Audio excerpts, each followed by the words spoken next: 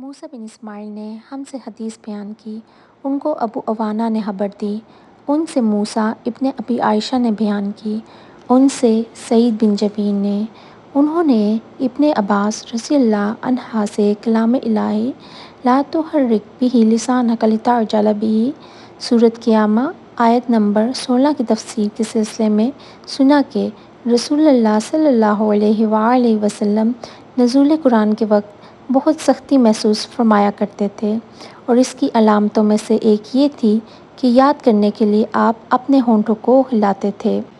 ابن عباس رضی اللہ عنہ نے کہا، میں اپنے ہونٹ ہلاتا ہوں جس طرح آپ ہلاتے تھے۔ سعید کہتے ہیں، میں بھی اپنے ہونٹ ہلاتا ہوں جس طرح ابن عباس رضی اللہ عنہ کو میں نے ہلاتے دیکھا۔ پھر انہوں نے اپنے ہونٹ ہلائے۔ ابن عباس رضی اللہ عنہ نے کہا، پھر یہ آیت اتری کہ اے محمد، قرآن کو جلد جلد یاد کرنے کے لیے اپنی زبان نہ ہلاؤ، اس کا جمع کر دینا اور پڑھا دینا ہمارا ذمہ ہے۔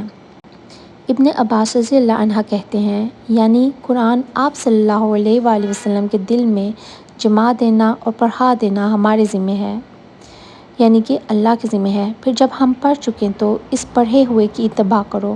ابن عباس رضی اللہ عنہ فرماتے ہیں، اس کا مطلب یہ ہے کہ آپ اس کو خاموشی کے ساتھ سنتے رہو، اس کے بعد مطلب سمجھا دینا ہمارے ذمہ ہے، یعنی کہ اللہ کے ذمہ ہے۔ پھر یقیناً یہ ہماری ذمہ داری ہے کہ آپ اس کو پڑھو، یعنی اس کو محفوظ کر سکو۔